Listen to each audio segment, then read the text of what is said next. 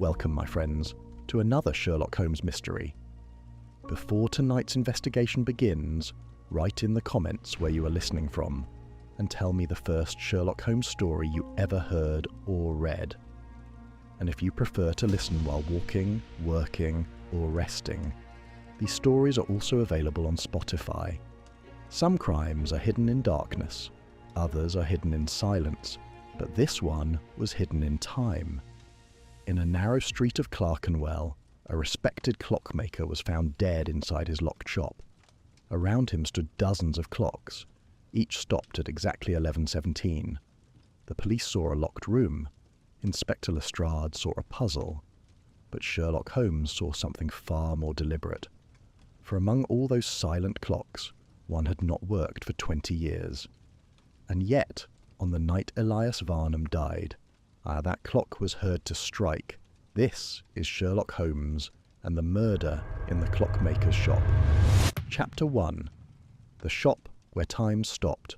It had been raining for 3 days without remission, the kind of London rain that does not so much fall as settle, soaking the city by slow degrees until the very stones of Baker Street seemed to weep.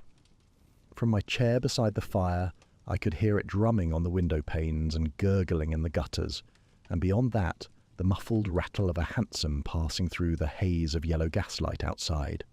The fog had risen from the Thames in the late afternoon, and now lay thick against the glass, halving the world.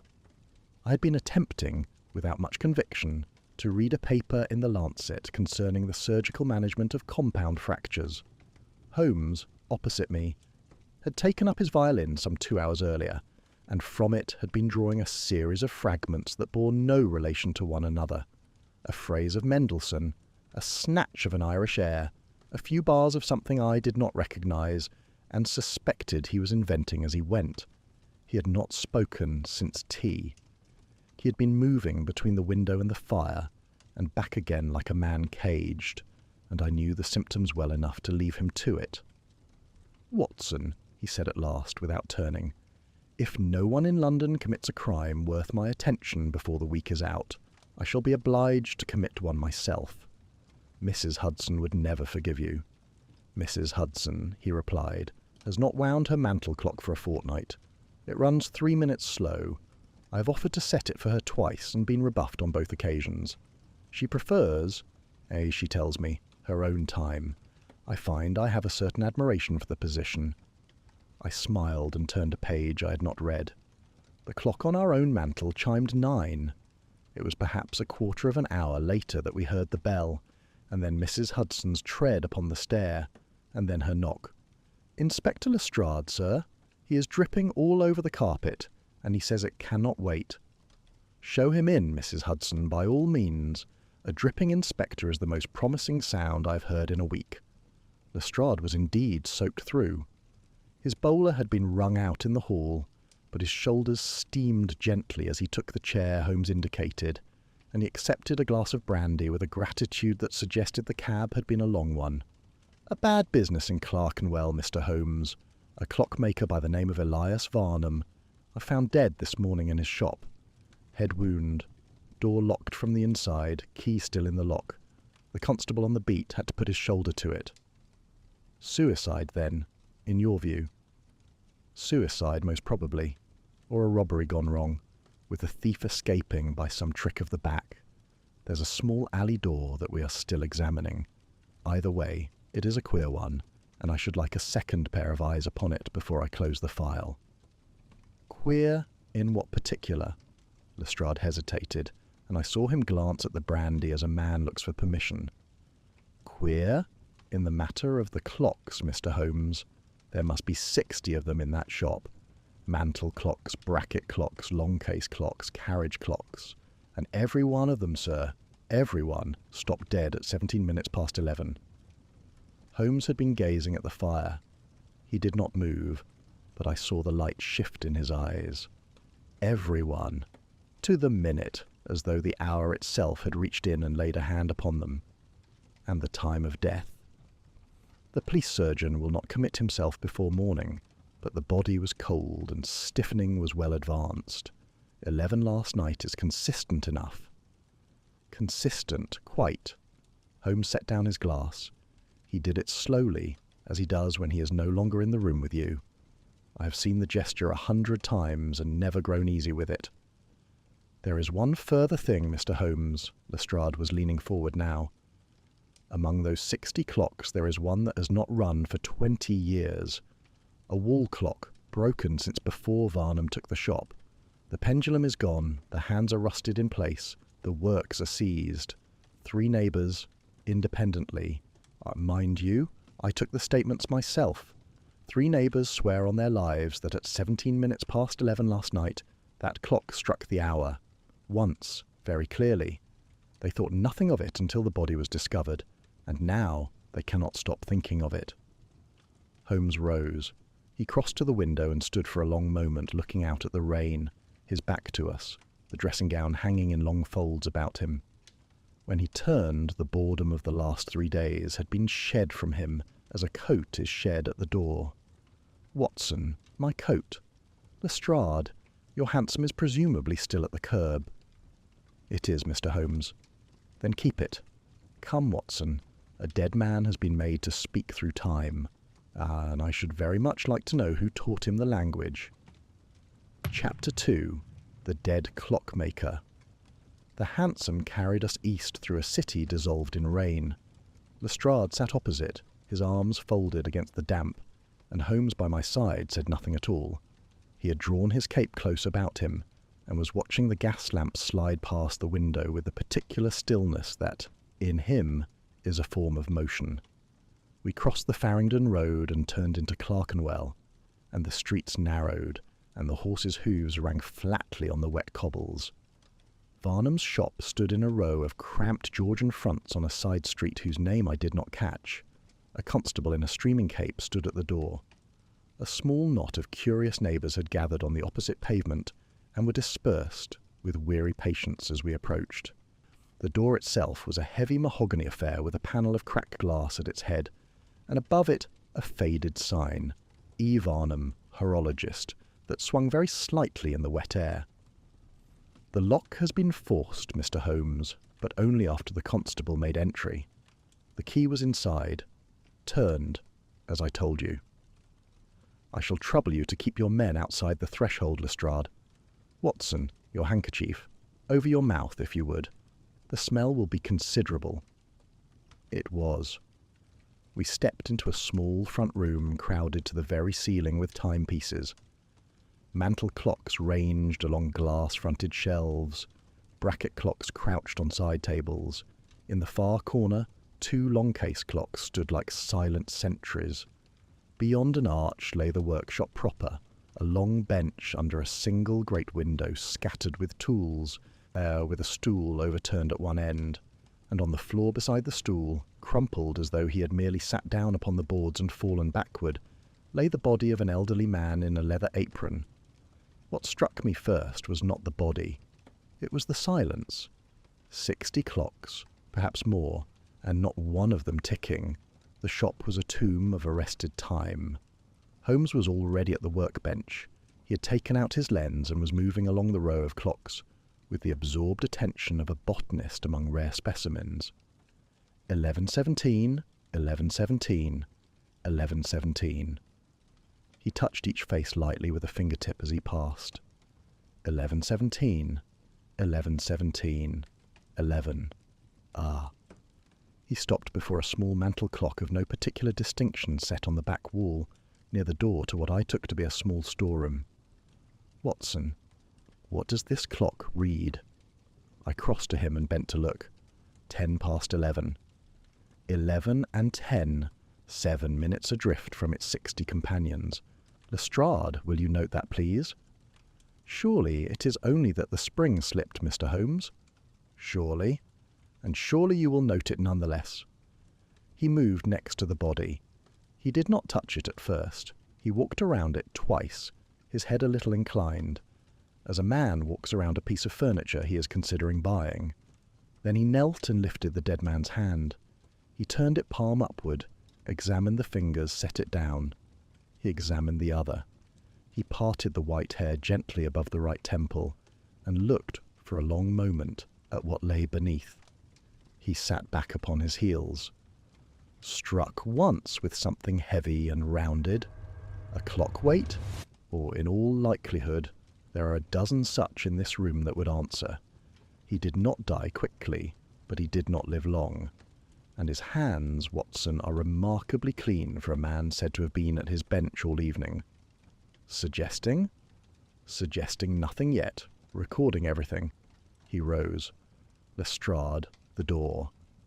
We followed him to it. Holmes set the lens to the lock plate and was a long time silent. The key was turned from the inside, you say? It was, Mr. Holmes. It was turned, certainly. From which side I am not yet prepared to say. He shifted the lens. Hello, Watson, what do you make of this? I bent close, caught upon a small burr in the metal of the lock plate. Just within the keyhole was a fragment of thread perhaps 2 inches long. It was very dark blue, and it had a peculiar sheen. A thread from his coat, I ventured. His coat is brown wool. This is silk, and it has been waxed. Lestrade, your envelope, if you please. Holmes lifted the fragment with the tip of a small forceps and laid it within. Waxed silk thread is used by clockmakers to bind springs. It has, so far as I am aware, no other domestic application whatever. He returned to the workbench and stood looking down at it. Tools were laid out with a fastidious neatness. Files, pliers, a small brass-handled screwdriver, a magnifying eyepiece. To one side, conspicuous against the dark wood, lay a gentleman's gold pocket watch on a heavy chain. Holmes glanced at it and did not pick it up. The Ashbury Arms, he murmured, engraved upon the case. Curious that it should be set out so prominently, and yet not under cloth as the others are. He turned his attention to the bench itself. Tresh brought the lens close and exhaled slowly. A scorch mark, small, recent. A soldering iron has been at work here, and not many hours ago. He straightened. And these. He gestured to the floor. Brass filings, Watson. Tell me what you see. They are scattered about, a yard from the bench, perhaps more. Quite so. A clockmaker filing at his bench will leave a tight crescent of dust within 6 inches of the vice. These have been strewn, as one strews salt on a path. He moved at last to the great wall clock above the workbench, an old long case mounted high, its face yellowed, its hands fixed at 23 minutes past 4. Holmes stood beneath it and gazed up. This, then, is the clock that struck. The pendulum is gone, Mr. Holmes. It has been gone for years. So, I observe. He drew up the stool, mounted it, and ran his fingers very lightly along the lower edge of the case. The dust is disturbed here. A panel has been opened recently, within the week, I should judge. The striking train and the going train of a clock, Lestrade, are independent mechanisms. One may be made to work while the other sleeps, particularly by a man who knows his trade. He stepped down. Lestrade, I could see, was beginning to lose patience. Mr. Holmes, with respect, I have a dead man, a locked room, and an hour of death attested by 60 clocks and 3 witnesses. What I require is a culprit, not a lecture upon horology. Holmes regarded him a moment, and his voice, when it came, was perfectly mild. The clocks are not telling us when he died, Lestrade. They are telling us what the killer wishes us to believe. There is a difference, and it is the whole of the case. He moved toward the door. As he passed the workbench, he paused, lifted a corner of a cloth and slipped what lay beneath, a small leather-bound ledger, into the inner pocket of his coat. He did so without breaking stride, and Lestrade did not see. At the threshold he turned and looked back into the silent shop.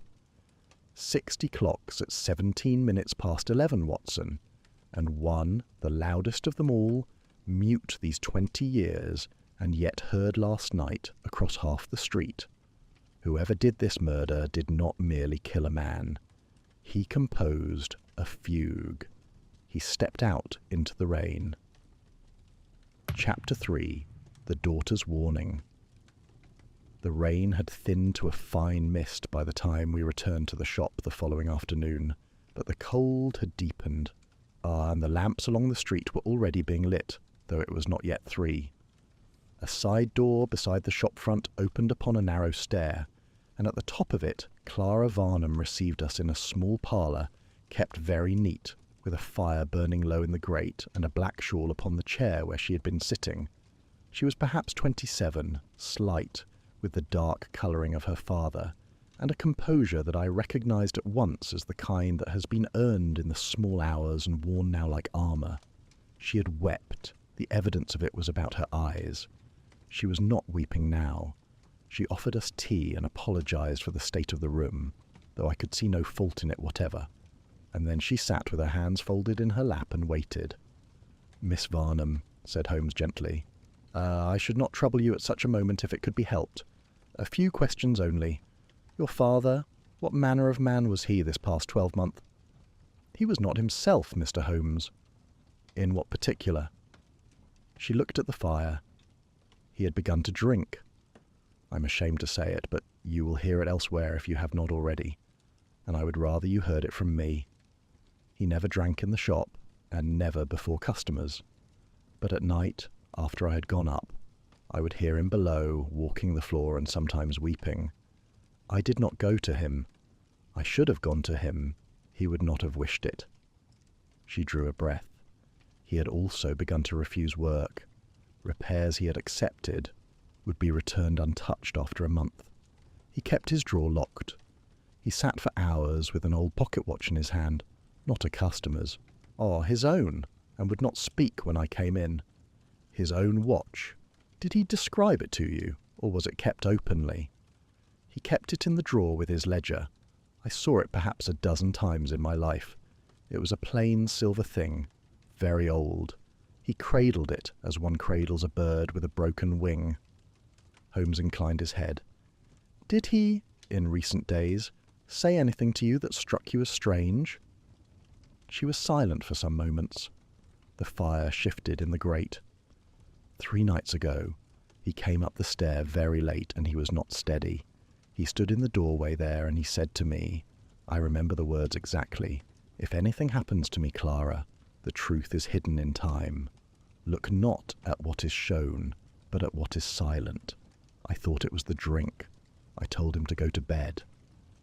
"Look not at what is shown," Holmes repeated softly, "but at what is silent. Thank you, Miss Varnum. That is well remembered." I'd been writing in my notebook. I glanced up and found Holmes's eyes upon mine for the briefest instant, and I knew the phrase had gone into his mind as a coin goes into a strong box.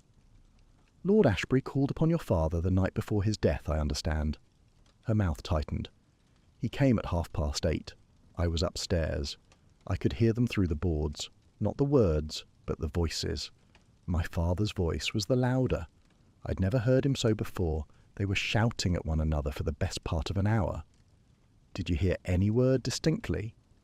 "Only the last," Lord Ashbury said as he reached the street door. He said it half-turned and very clearly, as though he wished my father to carry it to bed with him. "You will end us all, Varnum. Yourself first," and then the door closed. "You will end us all. Yourself first." Holmes nodded, as one accepts a piece of evidence into the record. "Did your father speak of the visit afterwards?"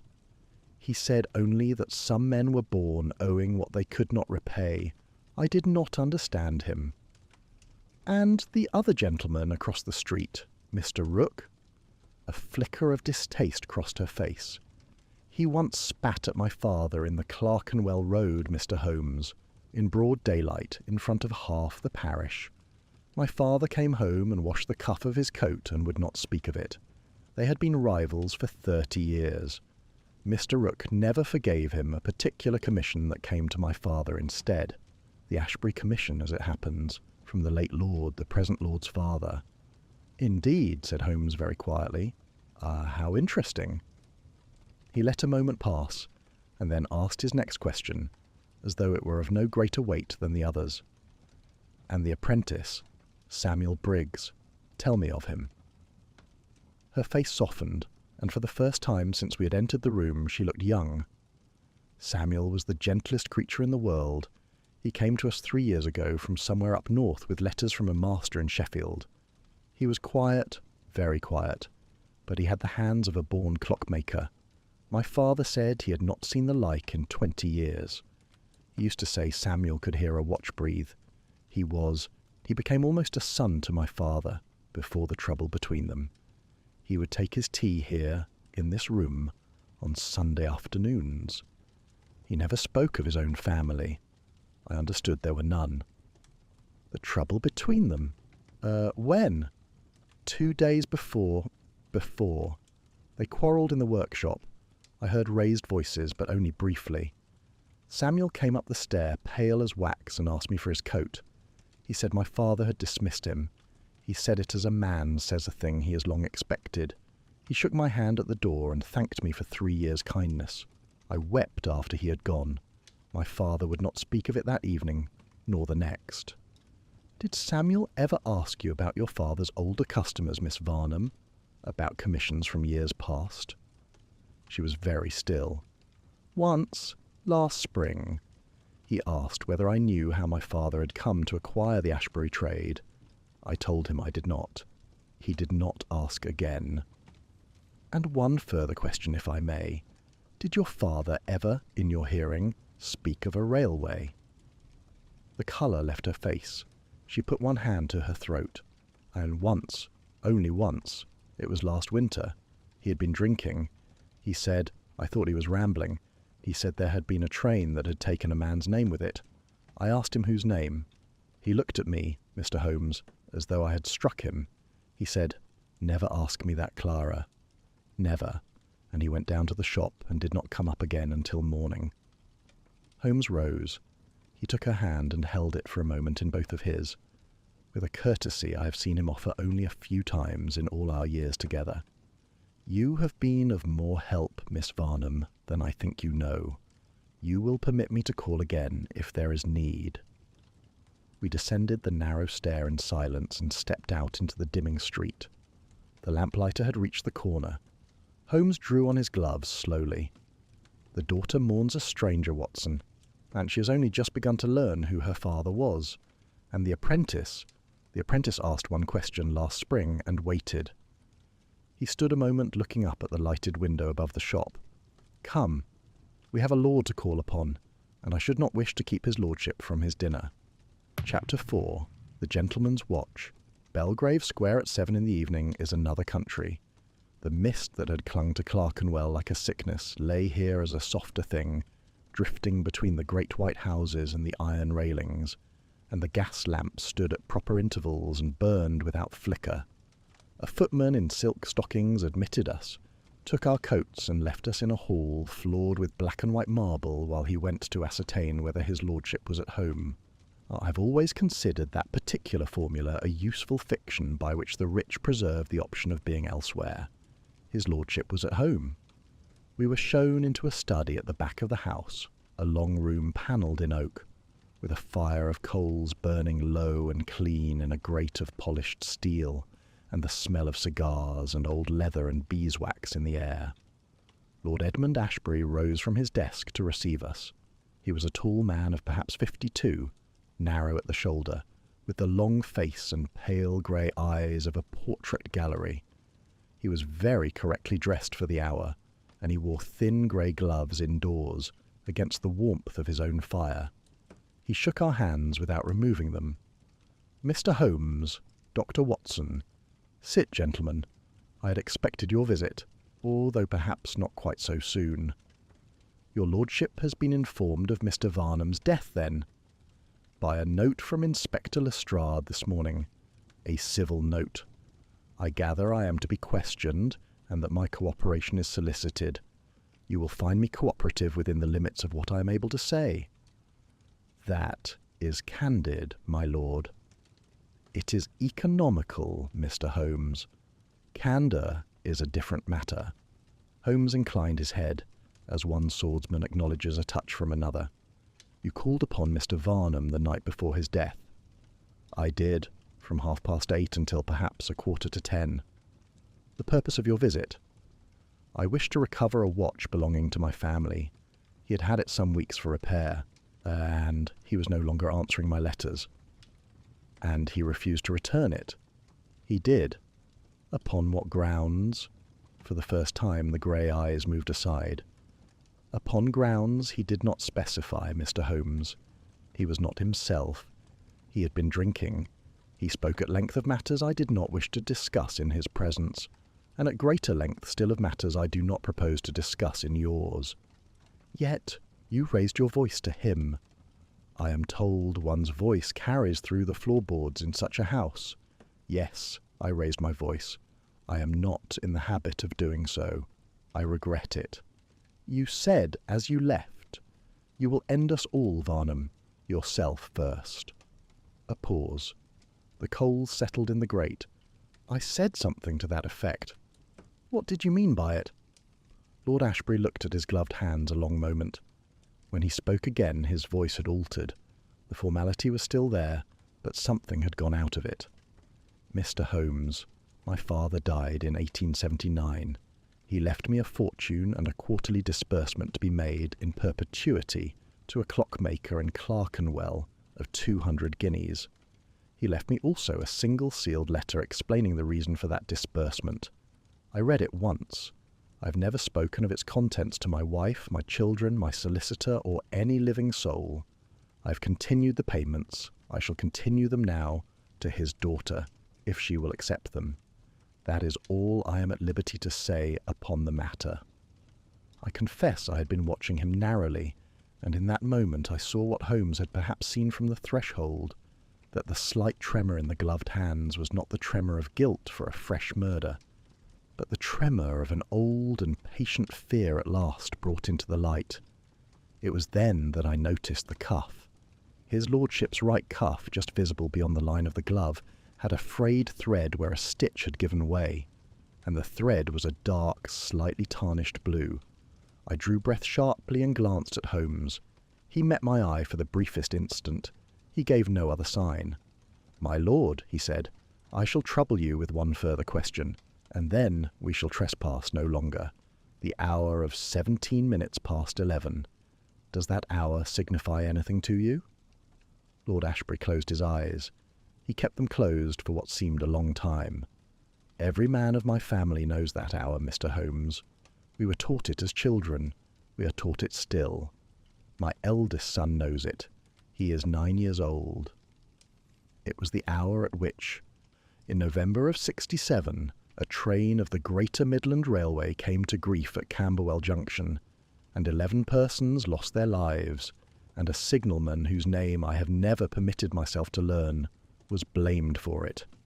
He was not, in fact, at fault. My father knew that he was not. My father caused him to be blamed nonetheless. The fortune you see about you in this room was rebuilt, in part, upon that decision. He opened his eyes, and they were wet.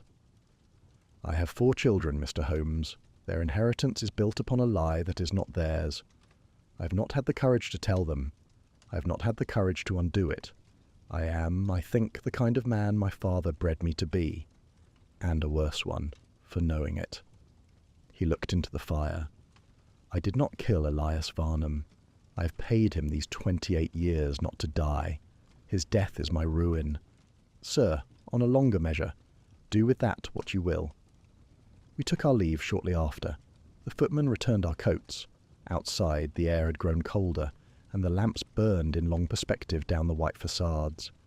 In the hansom, Holmes was silent until we crossed Park Lane. "The thread, Holmes. Cotton, Watson. Sewn by his tailor."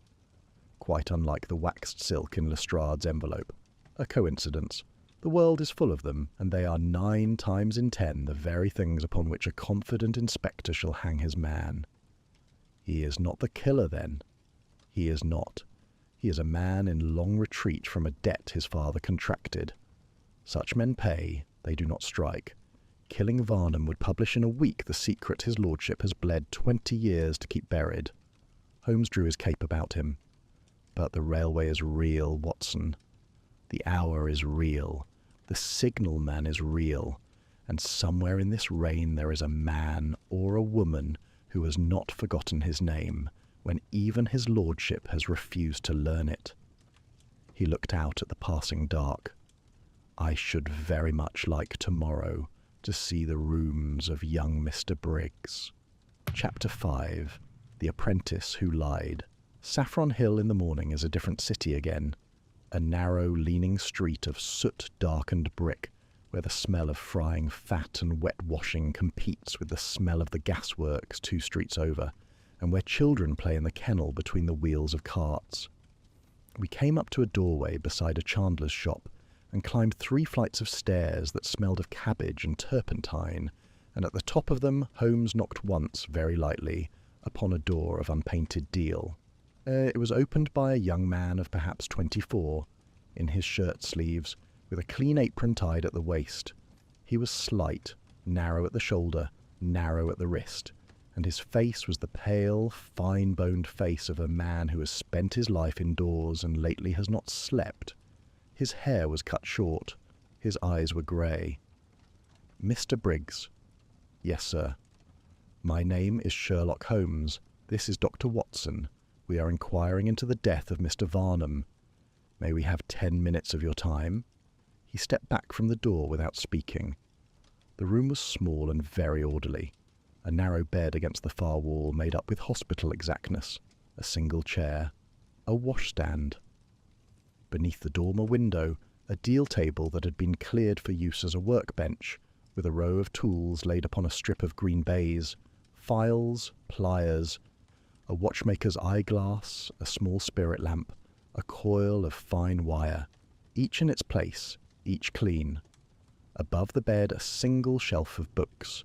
I noted, almost without meaning to, that they were all upon horology, the mechanical theory of escapements, the trade catalogues of the Coventry makers, a worn translation of Berthoud, save one bound volume at the right-hand end, pushed back behind the others, of which I could see only the spine. It bore no title. Samuel Briggs stood in the middle of his small room with his hands clasped before him and waited. "You were apprenticed to Mr. Varnum some 3 years." 3 years and 4 months, sir." "And were dismissed the day before yesterday." "I was, sir." "Upon what grounds?" A small pause. "He said I had taken liberties with his tools, and he said I had been working at the bench after hours upon a piece of my own. He had been drinking, sir. I do not think he meant the half of it. But a master is a master." "A piece of your own. May I ask its nature?" "A small striker mechanism, sir. An exercise. I have it broken up now." "A pity. I should have liked to see it." Holmes's eyes had not left the young man's face. "Where were you, Mr. Briggs, on the night before last, between the hours of 9 and midnight?" "In this room, sir. From 8 until I went to bed at 10:30. "Alone?" "Alone, sir. I keep no company." Holmes nodded, as a clerk nods over a column of figures. "It is unfortunate, then, Mr. Briggs, that a costermonger by the name of Hatch, well known to Inspector Lestrade as a reliable witness in the matter of his own neighbourhood, Ike will swear that he saw you at the corner of Clerkenwell Close at 10:30 that evening, walking in the direction of your late master's shop." The young man's hands tightened upon one another. He looked once at the floor and then up again, and his voice when it came was very quiet. "I lied to you, sir. I am sorry for it. I did go out. I went back to the shop. I had wages owed to me, 3 weeks' wages, and I had thought, foolishly, that I might find them in the drawer of the bench and leave a note. I have very little money, Mr. Holmes. I shall lose this room within the fortnight." "Did you enter the shop?" "No, sir. I came up the street and I heard voices through the door." "Through the front door?" "Yes, sir." "What did you hear?" "2 voices, sir, my master's, and another, a man's voice lower. They were quarrelling. I could not make out the words, but the one. The other man said, 'Very clear, you cannot return what is already struck.' Those words, sir, I shall remember them as long as I live." I turned about and I walked away. I went into a public house in Hatton Garden, and I drank a glass of porter that I could not afford, and I came home. "You did not think to tell the constable in the morning?" I was afraid, sir. A dismissed apprentice, returning at night to the master who had turned him out. What should the constable have made of me? What indeed?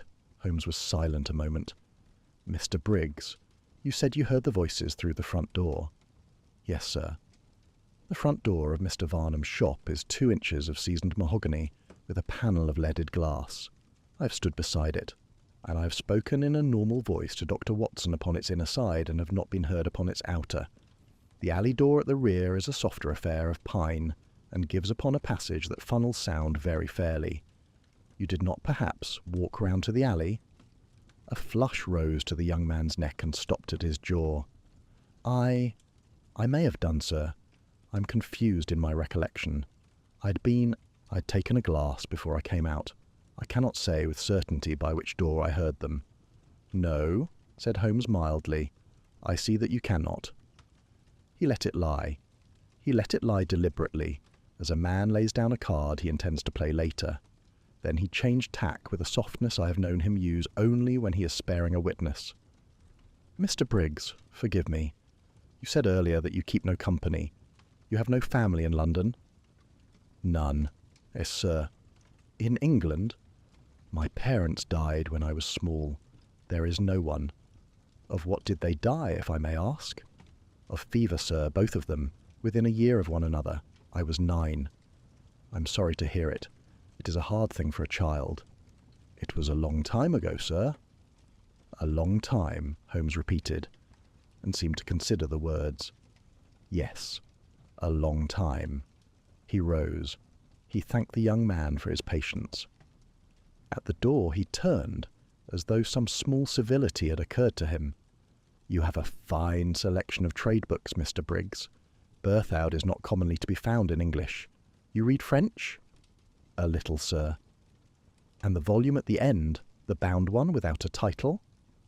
The young man did not turn his head to follow Holmes's glance. His eyes remained upon Holmes's face. A commonplace book, sir. Cuttings from the newspapers. Nothing of interest. Of course. Good day to you, Mr. Briggs. We descended the 3 flights in silence. In the street, Holmes drew on his gloves with great care, finger by finger. He did not look at the shelf, Watson. He did not. A man who keeps a commonplace book turns to it when it is mentioned. He cannot help himself. It is a form of vanity. He looks at it, even if he does not mean to. And the voices through the front door. Yes, that too. He heard them, perhaps. I do not say he did not. But he heard them as a man hears who is himself within the alley. Holmes was silent a moment, watching the carts in the street. There is more sorrow in that small room, Watson, than in all his lordship's house, and sorrow, I have come to think, is the most dangerous motive of all. Greed will hesitate, jealousy will calculate. Our sorrow waits 20 years and strikes once. He raised his stick to a passing hansom. Come, I require an hour with Mr. Rooke, and then a longer hour with the British Museum. Chapter 6. The Rival Across the Street. Percival Rooke's establishment stood directly opposite Varnum's, separated from it by some 20 feet of cobble and a ceaseless traffic of drays. Where Varnum's shop front had been a dignified affair of mahogany and brass, Rooke's was a thing of varnished pine and gilt lettering an inch too tall for its window, with a placard in the glass announcing "Imported Swiss Movements. Trade inquiries invited." A bell jangled with unnecessary vehemence as we entered. The man himself emerged from a back room within the half-minute. He was perhaps 58, broad in the chest and broader in the waistcoat, with side whiskers of a colour that owed something to the bottle and a complexion that owed something to the same. His apron bore a generous dusting of fine yellow particles, and his hands, when he extended one to Holmes and was politely refused, were stained at the cuticles with the same. Mr. Sherlock Holmes. Sir, I have followed your cases in the periodicals these 2 years and more. A pleasure. A genuine pleasure. You will be here, of course, upon the matter of poor Varnum, though poor is, I confess, a word it cost me something to spend upon him.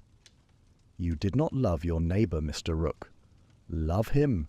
Sir, I will not speak ill of the dead, it is not in my nature, but neither will I speak false.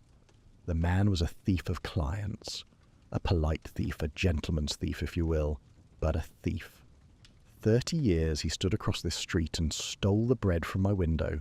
The Ashbury Commission alone, the Ashbury Commission, was put about for tender in 67, and was promised to me, Mr. Holmes, in this very shop, by the late Lord's own steward, and within the month had gone to him across the way upon terms I shall never understand.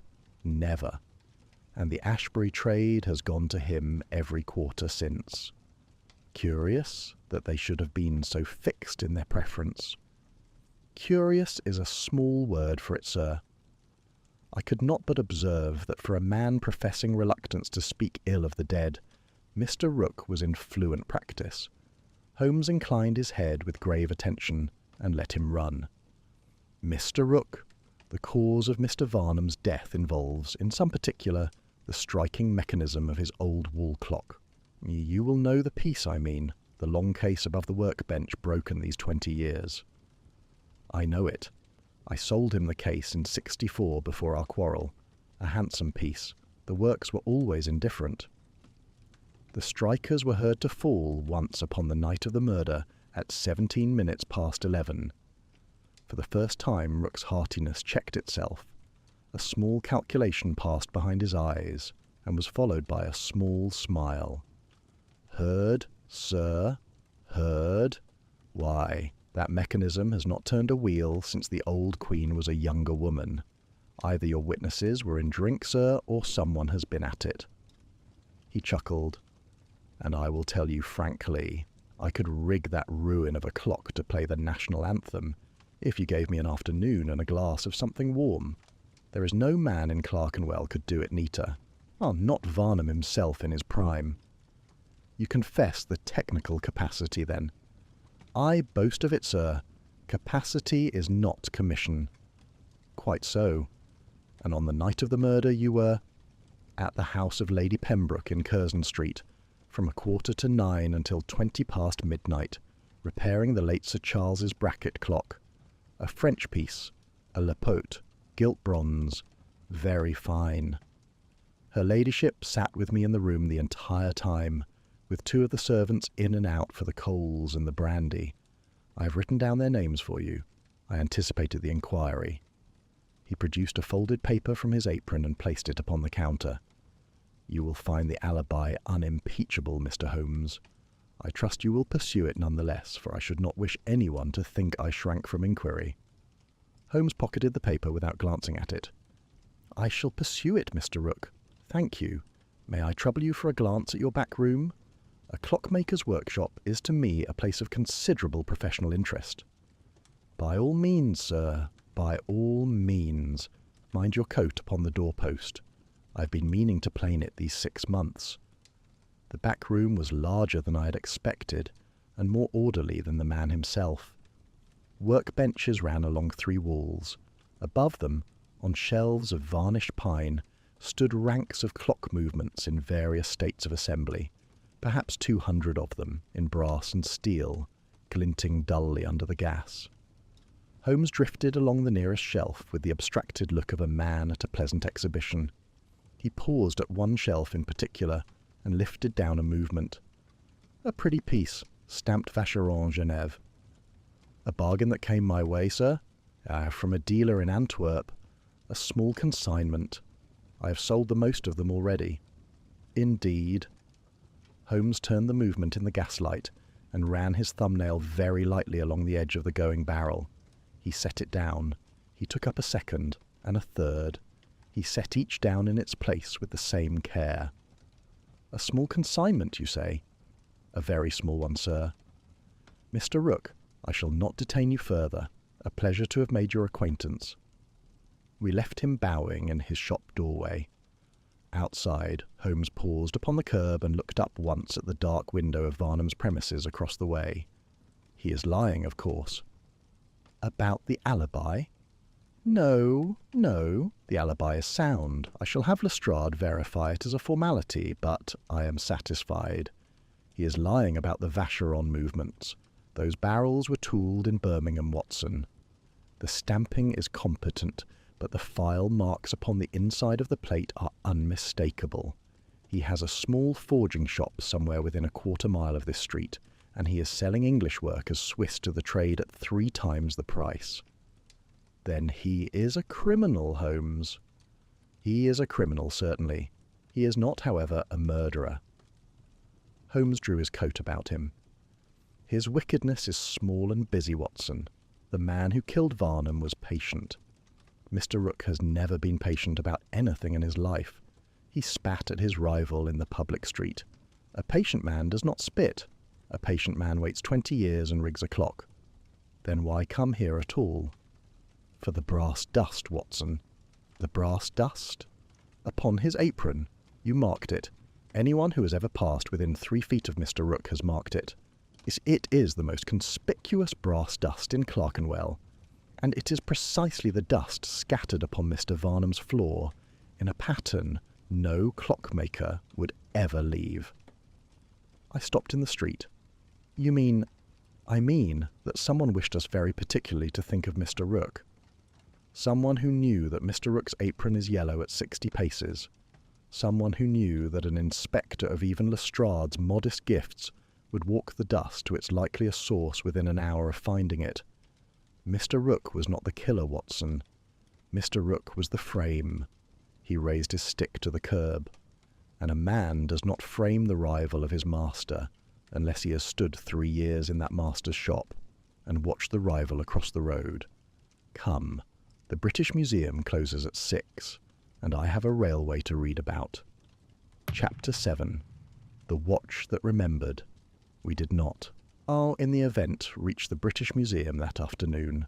Holmes, upon returning to Baker Street, sent me up to fetch his lens and a small set of jeweller's screwdrivers, and laid Varnum's pocket watch upon a square of black baize on the chemistry bench by the window. He sat down to it, as a surgeon sits down to an operation he has long anticipated. It was a plain silver hunter of the old pattern, with a worn case, and a chain that had been mended more than once. The works, when he opened them, were sound but unremarkable, a Lancashire movement of perhaps 1850, of the kind a railwayman or a working clerk might carry. Holmes spent some minutes upon the movement, then closed it and turned the case in his fingers. Clara Varnum told us her father cradled this watch as one cradles a bird with a broken wing. He did not cradle it for its works. Watson, the works are ordinary. Why does a man cradle an ordinary watch? For its associations. For what is in it. He set the case down dial uppermost and tapped very gently the rim of the bezel. A hunter case has, by its nature, a chamber, behind the dial. Most are empty, save for a paper of the maker's name. Some are not. He took up the smallest of the screwdrivers, pressed it to a join in the bezel, and applied it with the patience of a man diffusing a charge. There was a small click. The bezel lifted, and behind the dial, where the maker's paper should have lain, was a folded square no larger than a postage stamp, and beside it a slip of paper, smaller still. He drew them out with his forceps. He unfolded the larger first. It was a copy in pencil of a railway signalman's log. The ruled columns and the abbreviations were professional. The hand was not Varnum's. At the head of the page, in a careful round hand, was written, Camberwell Junction, down line, November 17th, 1867. Below it, 3 entries. A goods train cleared at 11:11. The down express signalled to proceed at 11:14. The change of signal logged with a tick and an initial, TH, and at 11:17, in a different hand entirely, the entry derailment, 11 fatal. He passed it to me without speaking. I read it twice. He changed the signal 3 minutes before the disaster, Holmes. He changed it correctly. The disaster was not his. He unfolded the second slip.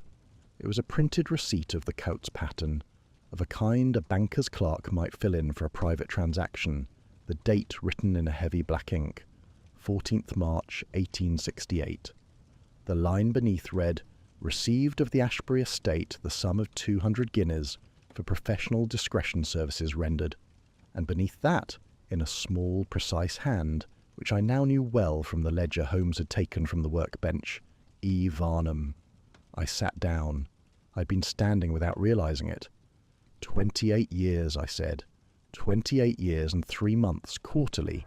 200 guineas a quarter. Some £23,000 in all, Watson. Paid by the Ashbury estate to keep this paper in this watch. And paid willingly, on both sides, until something altered. What altered? Someone else found it. Holmes folded the documents with great care and laid them in his pocketbook. 3 weeks ago, by the date in the ledger I removed, someone came to the shop and showed Varnum this proof, or the knowledge of it, and Varnum wrote in his book, "He has it, God forgive me," and began to drink and to weep and to refuse work, and was murdered 3 weeks later in a manner that dressed his death in the very hour of the disaster he had buried. He rose and stood by the window. The fog was beginning to lift, and a pale winter sun was attempting the chimneys opposite. "We shall go now to the museum, Watson. There is one further question I require an answer to, and I do not wish to put it without proof in my hand. The reading room of the British Museum at 4 in the afternoon is a quiet cathedral of brown light and slow turning pages. Holmes had standing privileges there, and within 20 minutes a porter had brought us the bound volumes of the Times for November and December of 1867, and for the years that followed. We found the disaster on the morning of the 18th, a column and a half, 11 dead, including a gentleman of Surrey named Caldwell who, the article noted, had been travelling in the first-class carriage. The cause stated, with the cautious certainty of the press, to be a missed signal change. 3 weeks later, the inquiry. The signalman, one Thomas Hadley of Camberwell, dismissed without pension, his conduct characterised by counsel for the railway as culpable inattention amounting to professional disgrace. The man's own brief testimony was reported in 3 lines. He had said only, "I changed the signal at 14 minutes past. I changed the signal at 14 minutes past. I changed the signal at 14 minutes past." He had said it, the reporter noted, 3 times. Holmes turned the pages forward. We found Hadley again in the spring of 72. 3 lines in the death notices of long illness and reduced circumstances, leaving a widow and a young son. And 2 years on, the widow, of consumption, at the parish infirmary, her son, aged 9, removed to the care of the Lambeth workhouse. I closed the volume slowly. The boy? The boy, Watson. Where is he now? Holmes did not answer at once. He had taken out his pocketbook and was looking at the slip of paper from the watch as though he had not quite finished with it. That, Watson, is the question I have been asking myself since yesterday afternoon, when Miss Varnum told us that her father had once spoken of a train that had taken a man's name with it. And it is the question I shall presently answer, but not, I think, as in this room. He returned the volumes to the porter, and we walked out under the great portico into a thin, clean cold. The lamps were already being lit along Great Russell Street. "Tomorrow," he said, "I shall require Lestrade, and the ledger, and one further visit to the shop, alone. And then, Watson, I think we shall be ready to assemble our company. You know who he is. I know what he is. The name will follow." We walked some way in silence. At the corner of Bloomsbury Square he stopped and looked up into the bare branches of the plane trees against the dimming sky. "He has waited 20 years for that hour to strike, Watson. He has waited so long that the waiting has become the man. I do not know that I have ever pursued a quarry I have less wished to overtake." He raised his stick to a hansom, and we drove east into the dusk. Chapter 8. The Secret in the Gears. The grey winter light of the following afternoon fell across Holmes's chemistry corner, as I had seldom seen it fall, upon a workbench cleared of retorts and burners, and given over wholly to paper. Varnum's leather-bound ledger lay open at its centre. Beside it, in neat stacks, were a pair of foolscap sheets covered in Holmes's own swift hand, a printed Bradshaw of the southeastern lines, and the 2 folded documents from the watch. Holmes had been at it since before I rose, and I think for some hours of the night before. His coffee had gone cold at his elbow. He had not noticed. He was decoding the entries in a substitution cipher of the simplest pattern, a child's exercise, he said, the kind a tradesman would use against a wife or a clerk and no one else. The substitutions ran to a 6-fold alphabet, and he had reduced them in the first hour. The remainder of his labour had been in the reading. 28 years of payments, Watson. I have set them out for you here. He passed me a sheet. It was a column of dates and figures. 14th March 1868, 14th June 1868, 14th September 1868, and so on, each in the same hand, each in the same sum, a E in the leftmost column, and against each 200 grams. The estate has paid Varnum without a single failure on the 14th of every quarter for 28 years and 3 months. It is the most regular entry in the book. Alongside it run the small commercial accounts, repairs, sales, the wages of his apprentice. But the AE line stands apart. He never trusted it to memory. He never missed a payment in. He never failed to mark it. And the entry you mentioned, 3 weeks before? Yes. He turned the ledger toward me and laid his finger upon a page. The cipher had broken down here. In place of the neat coded entries, written in plain English in a hand grown unsteady with drink or with feeling, were 5 lines. He came again. He has it. God forgive me. The boy is grown. The boy has come home. I read it once. I read it twice. The plane trees outside the window stirred in a thin wind, and I was conscious of the small fire crackling in the grate, and of nothing else for some moments. "The son," I said. "The son of Hadley." "The son of Hadley." "He came as a customer?" "He came as an apprentice, Watson. He came 3 years ago with letters of recommendation from a master in Sheffield, letters which I do not doubt Lestrade will, are upon inquiry, find to be perfectly genuine, written by a Sheffield master who knew the boy under another name and was glad to commend him. He came to Varnum as an apprentice, and Varnum, who had not seen the child since the funeral of Thomas Hadley in 1872, and indeed had never seen him in life at all, took him on for his hands. Clara told us as much. He could hear a watch breathe. He could. He had been raised in workhouses upon the conviction that his father was a murderer of innocents, and his only inheritance had been the trade of the man who had buried his father's name. He would have learned that trade, Watson, with the attention of a priest learning a liturgy. And he found the watch. He had 3 years to find it. He needed only an hour. Varnum went out one afternoon, to the bank, perhaps, or to confession, for I think the latter had begun to draw upon him, and the boy opened the case behind the dial, and read what was within, and closed it again, and waited. I sat down. The ledger lay between us in the failing light. Holmes, the blue thread, the brass dust, the wall clock striker, the inconsistent mantel clock, all of it, by an apprentice.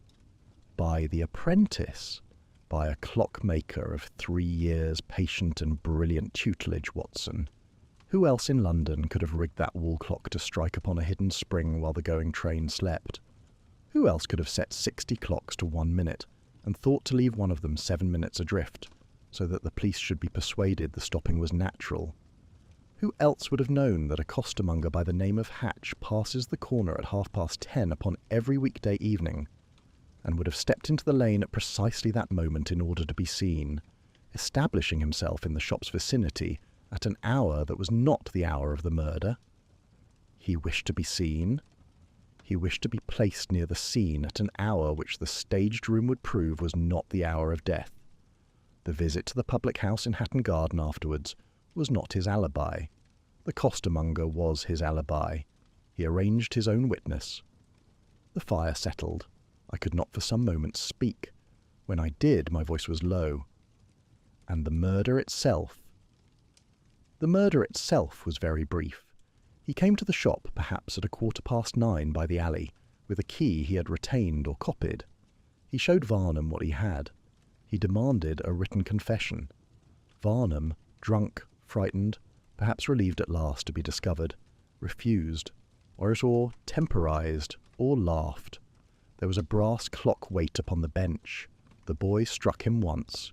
He was dead within minutes, and the boy then stood for an hour and a quarter in that silent room, and dressed his master's death in the hour of his father's destruction, and went out by the front door, and pulled the key home with a length of his own wax silk, and walked to a public house with his hands clean, and a small fragment of thread caught in the lock plate behind him. He rose. He went to the window and stood with his back to me, looking out at the dimming street. He has been brilliant, Watson. He has been patient and brilliant, and he has executed a piece of work upon which, were it not for the matter of 7 minutes upon a mantel clock, and a thread no thicker than a hair, I should have written no solution in my own book and gone home. There is no proof that will satisfy a magistrate. The thread is suggestive, the brass dust is suggestive, the hidden striker is suggestive. None of it places his hand upon the weight. Then what? Then we shall require a confession. He turned from the window. We shall require him to give it himself, Watson, in the room in which he gave it once before. I have telegraphed Lestrade to have all parties at the shop tomorrow evening at 11. Miss Varnum, Lord Ashbury, Mr. Rooke, and Mr. Briggs. He glanced at the mantelpiece. Mrs. Hudson's clock, the one she had refused to let him wind, stood there silent. Its hands stopped at some hour neither of us had observed. Time is unkind to small households, Watson, he said quietly, and to small men, and to those who remember them. He took up his violin, and he did not play it, but stood holding it a long while in the failing light. Chapter 9. The Locked Door Illusion. We came down to Clerkenwell early on the morning of the appointed day. A cold rain had fallen in the small hours and stopped, and the cobbles shone, and the pale sun showed in patches between the slates as we let ourselves into the shop with the constable's key.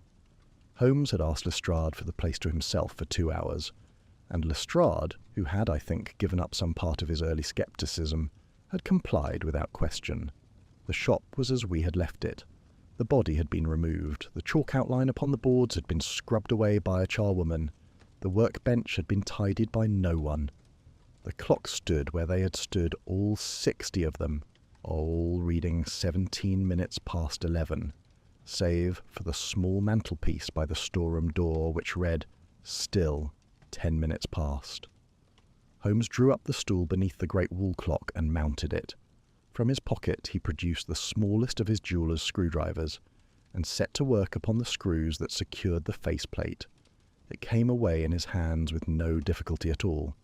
He passed it down to me, and I laid it upon the workbench. "Hold the lamp, Watson." I held it up.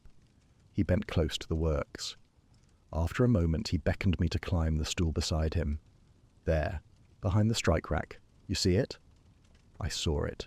Set into the works at a place where no maker would have set it, mounted upon a small bracket of brass that had been freshly soldered to the frame, was a secondary spring no larger than a chestnut, coupled by a single fine wire to the lifting piece of the striking train. It bore no relation to the going train at all. The pendulum hung idle below it, dead and useless, the great works around it dust-furred and seized.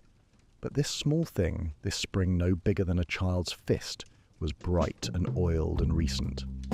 "A delayed escapement," Holmes said softly. "Wound and set. The release is governed by that little wheel. You see the toothing, the cam? It is a 6-hour mechanism. He set it when he had finished his staging, perhaps at 11, and it released at 17 minutes past, and the strikers fell once, and the 3 neighbours heard a clock that had been silent 20 years pronounce its single sentence. The work of a master, Watson, or of an apprentice with a master's hands and a son's reasons. I do not know that I have seen its equal in private hands. It is a piece a man would build, I think, for the love of the building, even before he knew what he should use it for." He climbed down. He stood a moment looking up at the open works, then turned to the door. "Now, the door." He took from his pocketbook a length of dark blue thread which I recognised at once, and which he had purchased the previous afternoon in a horologist's in Holborn. Waxed silk, of the gauge used for binding the springs of fine watches. You will note, Watson, the gap between the lock plate and the door itself. A 1/16 of an inch upon the inner side, perhaps less.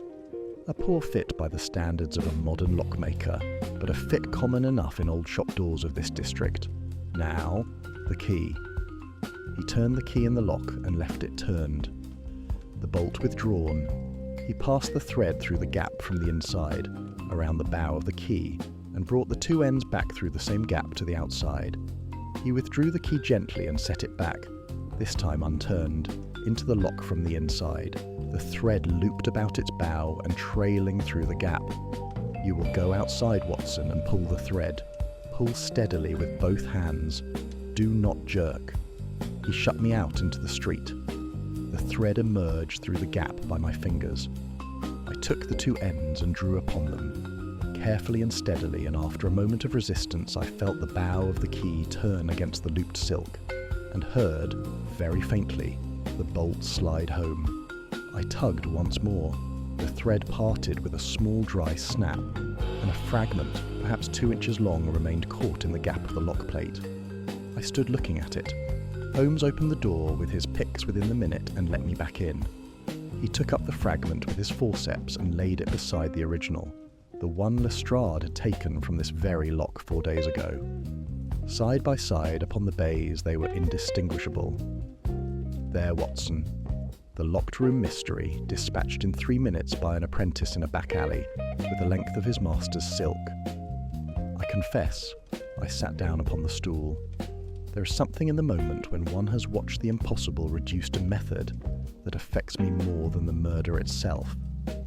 I've known it many times in Holmes's company, and have never grown easy with it. Holmes, how did you know to look for it? He was a long moment answering. He stood with the two threads in his hand, considering them. Because the key was too neatly placed, Watson. A man who has fled in haste leaves a key crooked in the lock. He turns it with a thumb still wet, and the bow lies a little aslant. This key was set as a clockmaker would set a hand, at the precise centre of its travel, parallel to the floor. A man arranging a stage will give that small final attention. He cannot help himself. It is the habit of his craft. Once I knew the room had been arranged, the door was only a question of how the artist had signed his work. The blue thread told me he had signed it in silk. He laid the threads down. He went to the workbench and took up a sheet of paper, and sat at the bench and began to write. Lestrade, Miss Varnum, Lord Ashbury, Mr. Rooke. He wrote each name and each address in his swift oblique hand. And Mr. Briggs, of Saffron Hill, all 5, I hear, at 11 this evening. He paused over the last. He held the pen above the paper for a moment longer than the others. Then he wrote the name and the address, and folded the telegram with the rest. He sat back. He is 24, Watson. His father was destroyed when he was 9. He was taken to a workhouse before he could read. He grew up upon a lie about his own blood, and he climbed out of it by his own hands and his own intellect, and he has built a piece of clockwork in this shop that I should be proud, in another life, to have built myself. He looked at the folded telegrams upon the bench. I find I cannot work up the proper enthusiasm for this arrest. I did not answer. There was nothing to say. He rose at last and gathered the papers and the threads and the small screwdrivers. At the door he turned and looked once at the wall clock, its face hanging open, its small bright spring exposed in the daylight, like a secret one had not meant to see. Come, Watson. We have telegrams to send, and then I think I should like an hour at the violin before we do this thing. He closed the door behind us. The street was quiet. A cart was going by at the end of it, slowly, its wheels ringing on the wet stones. Chapter 10. The last strike of 11:17. They came one by one through the rain. Lestrade first, with 2 constables he had stationed in the alley and one upon the street. Clara next, in mourning, very pale, who took the chair Holmes had set for her by the workbench without speaking, Lord Ashbury after her in a long dark coat, who removed his gloves at last and laid them upon the bench beside the Ashbury watch which had lain there 4 days untouched. Rook, full of professional indignation at being summoned, who quieted at the sight of the company, and took his place with a wary glance at Holmes, and last, at 5 minutes before the hour, Samuel Briggs, who came up the street alone and let himself in by the front door with no key, the constable having opened it for him, and who took the chair Holmes had set apart at the centre of the room and sat in it without lifting his eyes. Holmes had wound the clocks, all 60 of them. They ticked now in the quiet shop in a soft, uneven chorus, and the great wall clock, its faceplate restored, stood mute above the bench. He began with Ashbury. He set out, in the level voice of a man reading from a brief, the railway disaster of November 67, the false signal log, the cover-up engineered by the late Lord, the 28 years of quarterly payments. He laid the receipt from the watch upon the workbench. He laid the ledger beside it. Ashbury bowed his head. Clara's hand went to her mouth and stayed there. Rook stared and said nothing at all. A motive, Lord Ashbury, of the most pressing kind, a blackmailer growing unsteady, a scandal that would ruin your house and disinherit your children, an argument the night before, witnessed through the floorboards, the blue thread upon your cuff. Holmes, I began. Be patient, Watson. He turned then to Rook. And you, Mr. Rook, the technical capacity, the hatred openly professed, the brass dust upon your apron identical to that scattered upon this floor. A man who would frame his rival is the man who would kill him, the inspector might say. Mr. Holmes, I have an alibi. You have an excellent alibi. So has his lordship in his way, for a man does not slay the goose he has fed for 28 years, and you, Mr. Rook, have not the patience to plan a murder of this kind. You have, however, a small quantity of forged Swiss movements in your back room, which the inspector will doubtless wish to examine in due course. Rook's mouth opened and closed. Holmes turned to the centre of the room. Mr. Briggs, or perhaps I should say, Mr. Hadley. Samuel did not move. He sat with his hands upon his knees and his eyes upon the floor. On the 17th of November, 1867, at 17 minutes past 11 in the morning, a train of the Greater Midland Railway came to grief at Camberwell Junction. 11 persons died. The signalman blamed for that disaster was Thomas Hadley, who had in fact discharged his duty correctly 3 minutes before, and whose name was destroyed by a clockmaker in this room and a peer of the realm in his country house. Thomas Hadley died, broken, in 1872. His widow followed in 74. Their son, aged 9, was sent to the Lambeth workhouse. He paused. That son grew. He worked. He apprenticed himself in Sheffield under his mother's maiden name. He found, at 21, a deathbed letter among his late uncle's papers, naming the man who had buried his father's truth. He came to London. He took the name Briggs. He presented himself at this door 3 years and 4 months ago, and asked to learn the trade of clocks. Clara made a small sound. She did not look at Samuel. She looked at the wall clock above his head. He learned. He learned brilliantly. His master, who had not seen him since his father's funeral, and indeed had never seen him at all, came to love him as a son. And one afternoon, perhaps 18 months ago, the apprentice opened the case behind the dial of his master's old silver hunter, and he found within it the proof of what had been done to his name. Holmes's voice did not rise. It went, if anything, more quiet. He waited, he thought, he built, in his small room in Saffron Hill, a delayed striker no larger than a chestnut. 3 weeks ago he confronted his master with what he had. His master, drunk and frightened, refused him. The apprentice arranged to be dismissed. He arranged to be seen 2 evenings later by a costermonger at 10:30 upon the corner of Clerkenwell Close. He came into this shop by the alley at 9:15. He left again at 11. Between those hours he killed his master with a brass clock weight, and he composed a piece of work in this room which I do not think any clockmaker in Europe could have equalled. Samuel had not moved. A single tear had run from his eye and was hanging upon his jaw, and he did not lift his hand to it. "Mr. Hadley, you may speak or you may keep silence. The choice is yours." He spoke. His voice was very small. "He laughed, Mr. Holmes." "Tell us." I came to him with the watch open upon my hand and the receipt held out to him. I told him I knew. I told him my father had been a good man who changed the signal at 14 minutes past, and that the men who had killed him had paid him, Varnum, in guineas, every quarter for 28 years. I asked him to write it down. I would have taken the paper to the Times and walked away. I would have left him to his daughter. I would have left this country. I would never have struck him. He drew a breath that shook in his chest. He laughed. He said my father had been a small man, and small men were easily forgotten. He said the world ran upon the forgetting of small men, and that I had better learn it if I wished to grow into one of the larger sort. He said it kindly, Mr. Holmes, as a master speaks to a slow apprentice. "And you struck him." "I struck him before I knew I had moved. The weight was in my hand.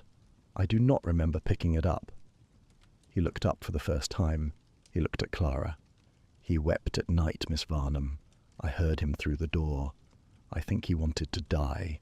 I only obliged him." She did not answer. She did not weep. She closed her eyes. It was at that moment, precisely at that moment, that the wall clock above the workbench drew a slow breath of springs and struck, once, a single deep stroke that filled the small room and rang in the glass of the cabinets and went out into the street. Every man in the room flinched, even Holmes. The fingers of his right hand tightened upon the edge of the bench and slackened. Lestrade rose. He laid his hand upon Samuel's shoulder. Samuel rose with him. He did not resist. At the door he turned to Holmes. "Thank you, Mr. Holmes. I have been very tired." They led him out. Clara remained in her chair. Lord Ashbury stood and removed his coat and laid it gently about her shoulders and stood beside her without speaking. Rook had already gone. We came back to Baker Street near 1 in the morning. The fire had burned low. I sat down at the table and drew my notebook toward me and began, by a habit older than thought, to write the case down. Holmes took up his violin. He stood at the window with it. He did not tune. He drew the bow once, very slowly, and then began to play, a slow air I did not know, in a minor key, very simple, with long notes held until they faded into the rain on the pane. I let the pen rest. "What is it, Holmes?" He did not turn. "Nothing in particular, Watson. A small thing for a small man, easily forgotten." He played it through twice. Then he laid the violin aside and stood looking out at the dark street. The rain had begun again.